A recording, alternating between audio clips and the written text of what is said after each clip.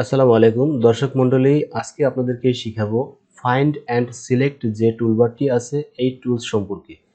এই টুলস দিয়ে আপনারা জানতে পারবেন যে এখান থেকে কিভাবে আপনার যেমন ফারুক নামটি আছে, এই ফারুক নামটি কোন কোন সেলে কতবার আছে এই বিষয়টি জানতে পারবেন। যেহেতু এখানে একটি বড় ডাটা বা এই ডাটাটি ছোট হলেও অনেক বড় ডাটা থাকে, হাজার হাজার ইনফরমেশন থাকে, এমন ডাটাও থাকে আপনাদের। সেই ডাটা থেকে এই একটি নাম বা যে কোনো কিছু আপনারা যদি খুঁজে বের করতে চান যে কোন কোন সেলে ওই নামটি রয়েছে, তাহলে কিন্তু আপনাদের অনেক সময়ের প্রয়োজন হবে এবং বিষয়টি নির্ভুল হবে না। সেজন্য আপনারা এই যে ফাইন্ড অ্যান্ড সিলেক্ট যে টুলটি আছে এই টুলটি ইউজ করতে পারেন। ভিডিওটি শুরু করার আগে আপনাদের কাছে একটি রিকোয়েস্ট, আপনারা যদি আমার চ্যানেলটি এখনো সাবস্ক্রাইব না করেন তাহলে সাবস্ক্রাইব করার জন্য অনুরোধ রইল। চলুন আমরা শুরু করি। যেমন ফাইন্ডে আমরা যদি ক্লিক করি, ক্লিক করার পরে উপরে যে ফাইন্ড অপশনটি আছে এখানে ক্লিক করে দিলাম। এখানে আপনাদের কোনো কিছুই লেখা থাকবে না। তো আমি এখান থেকে যদি যে ফারুক নামটি খুঁজি, আমি এখানে ফারুক টাইপ করে দিব।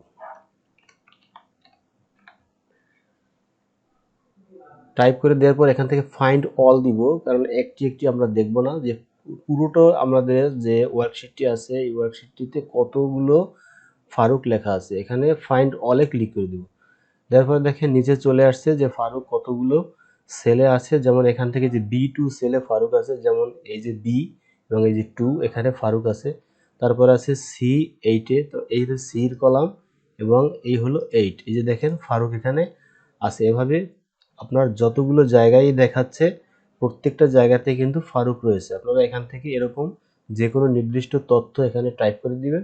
দেওয়ার পরে ফাইন্ড অলে ক্লিক করলে এই ওয়ার্কশিটটিতে কতগুলো আপনার ওই নির্দিষ্ট সংখ্যাটি রয়েছে এগুলো আপনি এখান থেকে দেখতে পারবেন। এই অপশনটির আরেকটি বড় সুবিধা হলো এখানে ফাইন্ড অ্যান্ড সিলেক্টে গিয়ে আপনি রিপ্লেসমেন্ট, অর্থাৎ আমার এখানে যে তথ্যগুলো আছে, আমার এখানে যেমন অ্যাড্রেস আছে, এই অ্যাড্রেসে দেখেন আমার ধামুরা নামে কিছু অ্যাড্রেস আছে, যেই অ্যাড্রেসগুলো আমি এখানে ধামুরা রাখবো না, এখানে আমরা ভুলক্রমে ধামুরা লিখেছি, এখানে হবে আমার বরিশাল।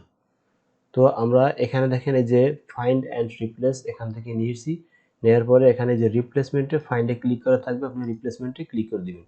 দেওয়ার পরে কোন সংখ্যাটি আপনি চেঞ্জ করতে চান বা কোন ওয়ার্ডটি চেঞ্জ করতে চান সেই ওয়ার্ডটি লিখে দিতে হবে। তো আমরা ধামুরা চেঞ্জ করবো, এই কারণে ধামুরা লিখে দিচ্ছি, DH ধামুরা। এখন ধামুরার জায়গায় আমরা কি লিখবো, সেখানে রিপ্লেস উইথ এখানে লিখে দিতে হবে, আমরা লিখবো বরিশাল। আচ্ছা, বরিশাল লেখা শেষ। এখন এখান থেকে আমরা রিপ্লেস অলে ক্লিক করে দেব।